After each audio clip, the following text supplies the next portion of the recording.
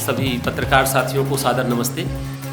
आज हम सारे लोग प्रेस क्लब के इस सभागार में एक बड़े महत्वपूर्ण विषय पर चर्चा करने के लिए प्रस्तुत हैं। आप सारे लोग जानते हैं आर्य समाज के प्रणेता संस्थापक स्वामी दयानंद सरस्वती, जो भारतीय आज़ादी आंदोलन के एक प्रमुख सूत्रधार थे, स्वदेशी स्वराष्ट्र स्वभाषा के सूत्रधार थे, और जिन्होंने इस देश में, जब हमारा देश विभाजित नहीं था, तब उन्होंने बहुत बड़े पैमाने पर सामाजिक परिवर्तन का कार्य किया। अब उनकी जन्म जयंती के 200 वर्ष पूरे हो रहे हैं। उस संदर्भ में हम लोग आपसे चर्चा करने के लिए प्रस्तुत हैं। महर्षि दयानंद सरस्वती द्वितीय जन्म शताब्दी समारोह, जो कि 1 फरवरी से प्रारंभ हो रहा है और 12 फरवरी तक चलेगा, वेद विद्या शोध संस्थान के संस्थापक के परमाध्यक्ष आदरणीय पूज्य स्वामी संपूर्णानंद जी महाराज आज हमारे बीच उपस्थित हैं, जिनकी अध्यक्षता में ये सारा कार्यक्रम 1 वर्ष तक पूरे भारतवर्ष में और भारत के अनेक देशों में चलेगा।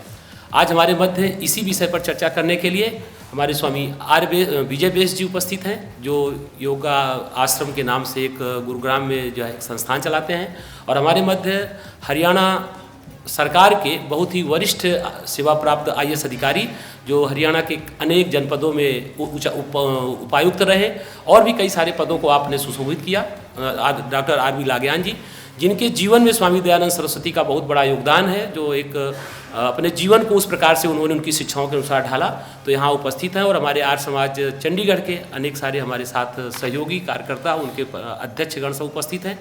तो आज जो हम लोग चर्चा करने जा रहे हैं आदरणीय संपूर्णानंद जी की अध्यक्षता में, कि जो स्वामी दयानंद सरस्वती का भारत की आज़ादी में, भारत के अनेक सारे विकास के कार्यक्रम में, शिक्षा पद्धति में जो उनका योगदान रहा, और आज उसकी जो प्रासंगिकता है कि हमारी युवा पीढ़ी, हमारे हर प्रकार के लोग स्वामी दयानंद की शिक्षाओं को आत्मसात करें, और स्वामी दयानंद के जो सपनों का भारत का निर्माण था वो कैसे किया जाए। और जो 1 फरवरी से 12 फरवरी तक जो हमारा कार्यक्रम है, जिसमें हम लोगों ने अनेक सारे संगोष्ठी, ऐसे संवाद और बहुत सारे कार्यक्रम तय किए हैं, तो ऐसे उन सारे कार्यक्रमों की आप सबको सूचना के लिए और पूरे प्रांत में, पूरे देश में सूचना कैसे जाए, आज की इस प्रेस कॉन्फ्रेंस का, प्रेस वार्ता का ये हेतु है।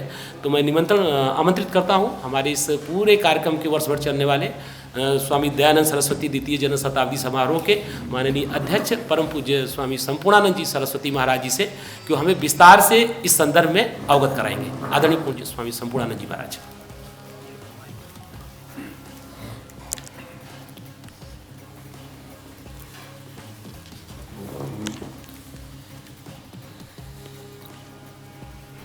ओम भूर्भुवस्वः तत्सवितुर्वरेण्यं भर्गो देवस्य धीमहि धियो यो नः प्रचोदयात्।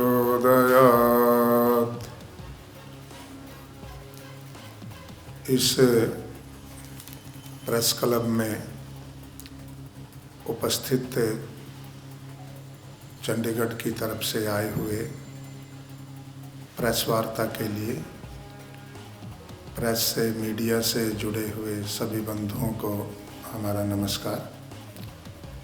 सभी को बहुत शुभ आशीर्वाद और सभी के लिए उत्तम स्वास्थ्य और दीर्घायु की ईश्वर से प्रार्थना।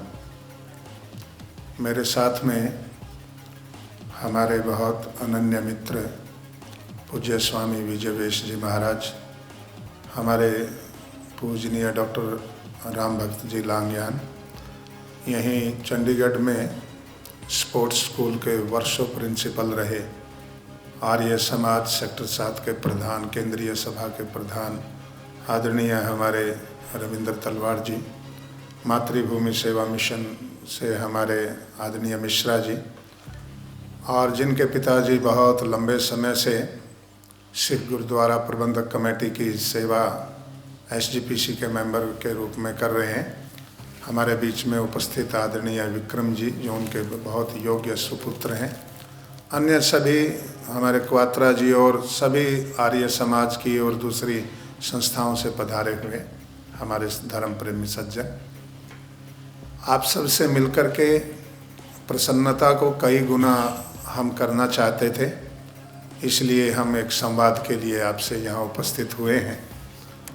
जैसे कि मिश्रा जी ने बताया, महर्षि दयानंद जी का प्रादुर्भाव 19वीं शताब्दी में उस समय हुआ जब चारों ओर खिन्नता, अवसाद और ऐसा समझा जाता था कि जिनके राज में, अंग्रेज़ों के राज्य में कभी सूर्य नहीं छिपता, उस देश को कौन आज़ाद करा सकता है।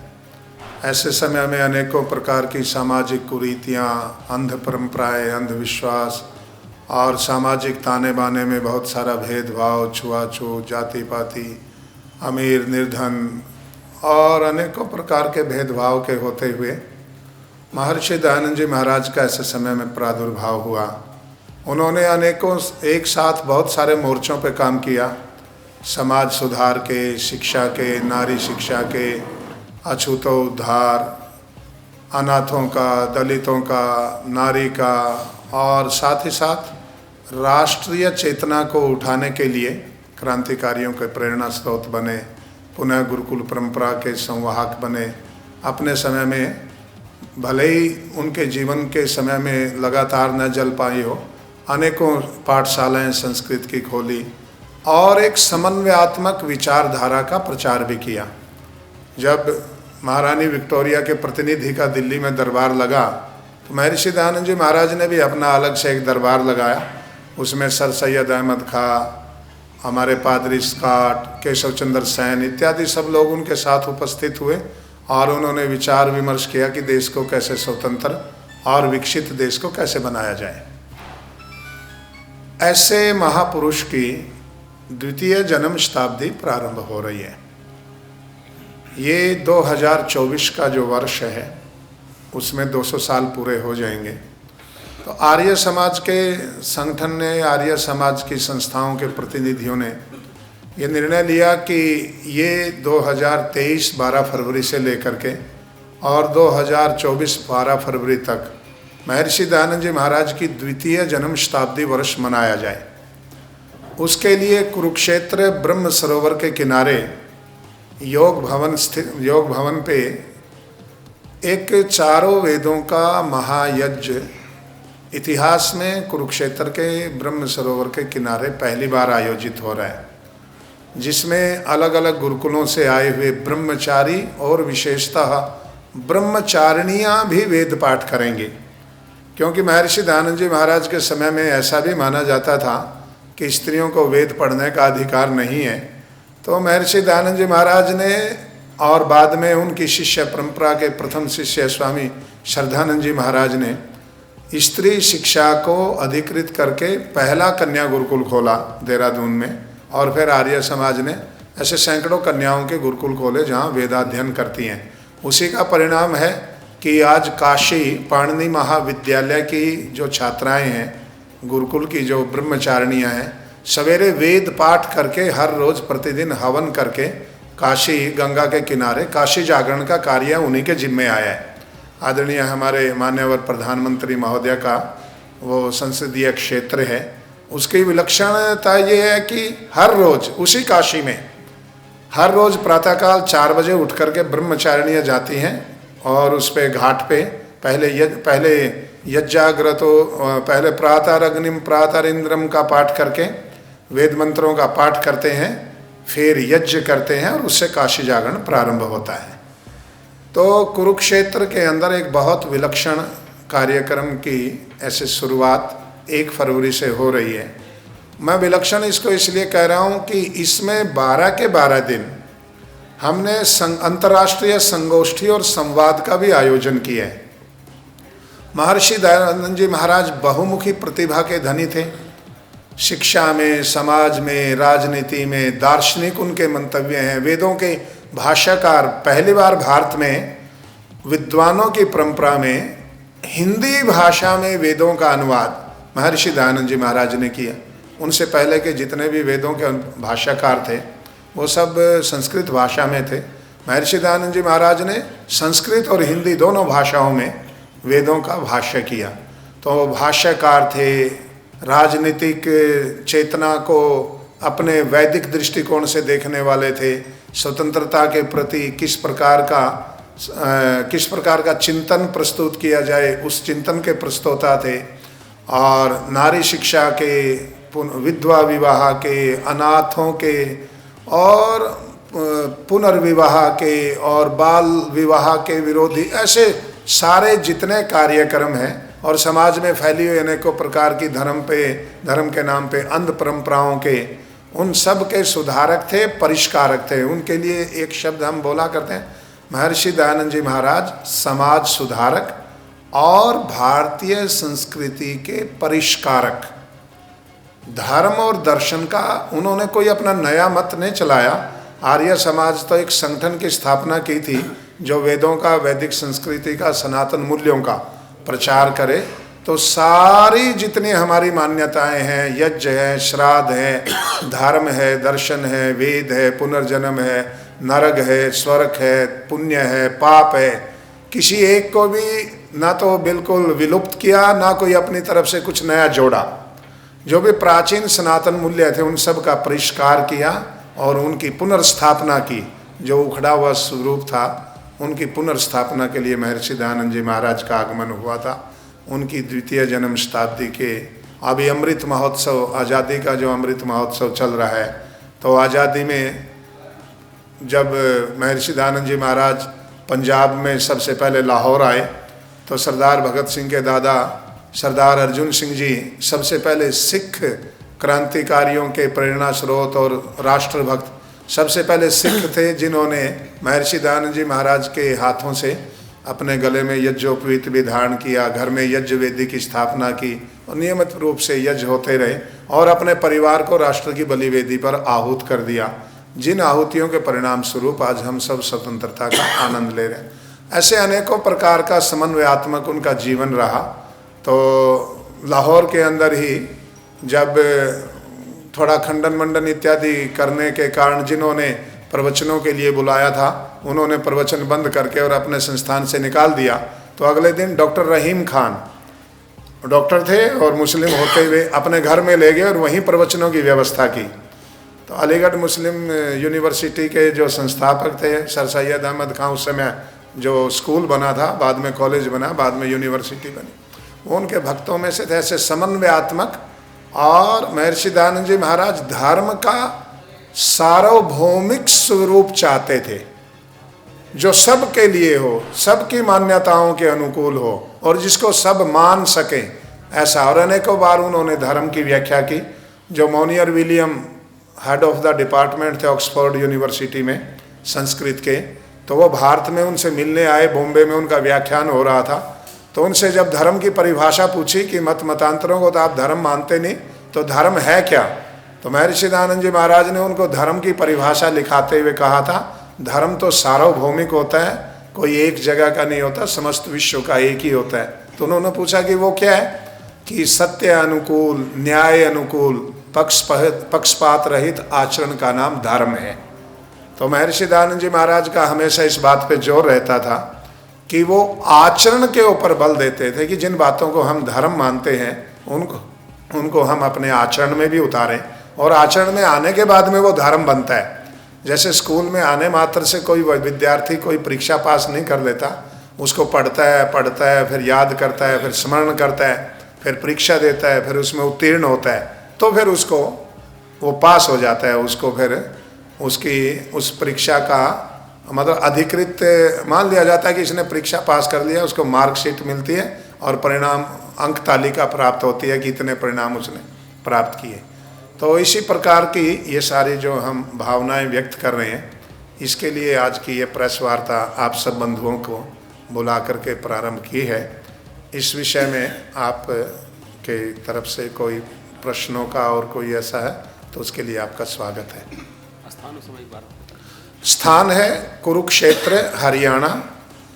1 फरवरी से लेकर के 12 फरवरी तक ब्रह्म सरोवर पर उत्तर की ओर स्थित योग भवन में, उसके परिसर में 1 फरवरी से 12 फरवरी 2023 और सूर्योदय के साथ में यज्ञ प्रारंभ हो जाएगा और सूर्योदय की पहली किरण से अग्नि प्रज्वलित हो जाएगी और सूर्यास्त की अंतिम किरण के साथ यज्ञ की अग्नि प्रतिदिन शांत हो जाया करेगी।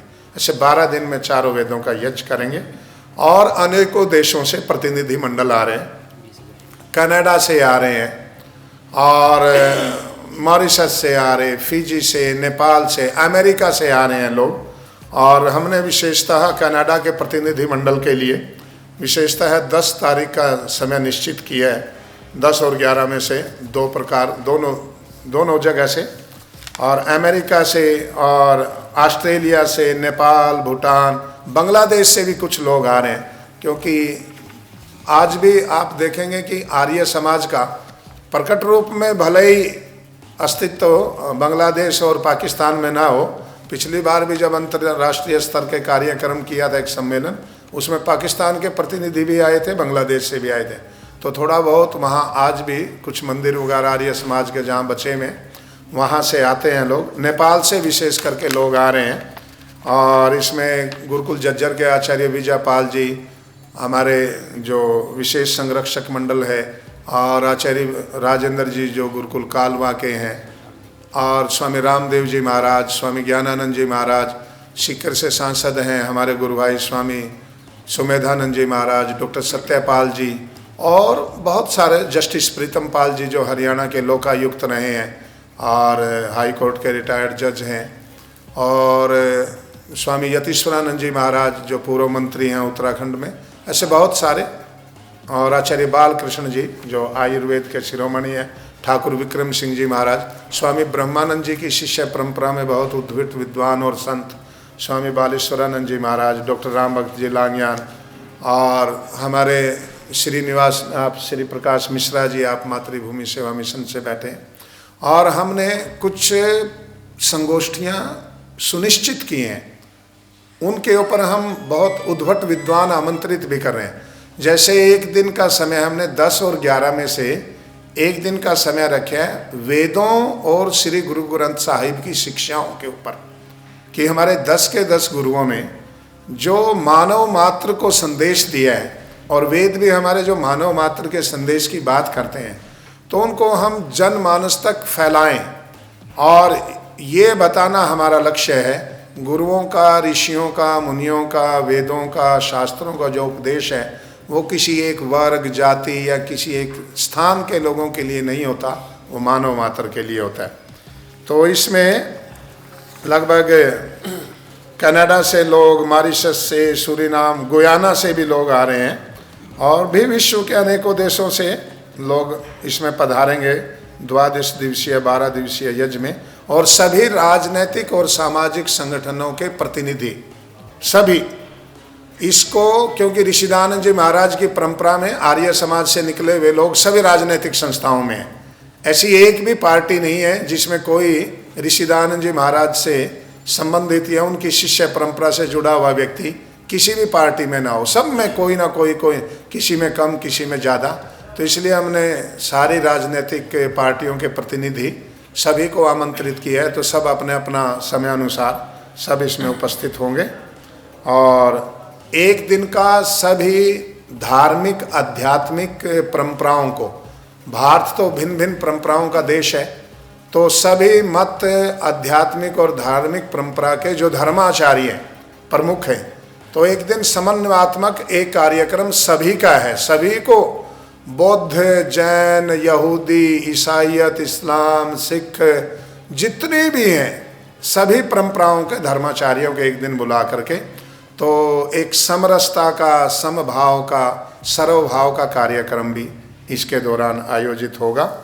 और बच्चों के ऊपर विशेष करके हर रोज़ 1 से 2 स्कूल के बच्चों को बुला करके हमारे प्राचीन शास्त्रों की, वेदों की, आध्यात्मिक यज्ञ की, जो भी हमारे मूल्यवान बच्चों के लिए संस्कार और नैतिक मूल्यों को उनके जीवन में बढ़ा करके और व्यक्तित्व का निर्माण करने वाली शिक्षाएं हैं, तो स्कूलों के, कॉलेजों के, यूनिवर्सिटी के बच्चों को भी इसमें समय समय पर आहूत करके उनके लिए भी सेमिनार आयोजित किए जाएंगे।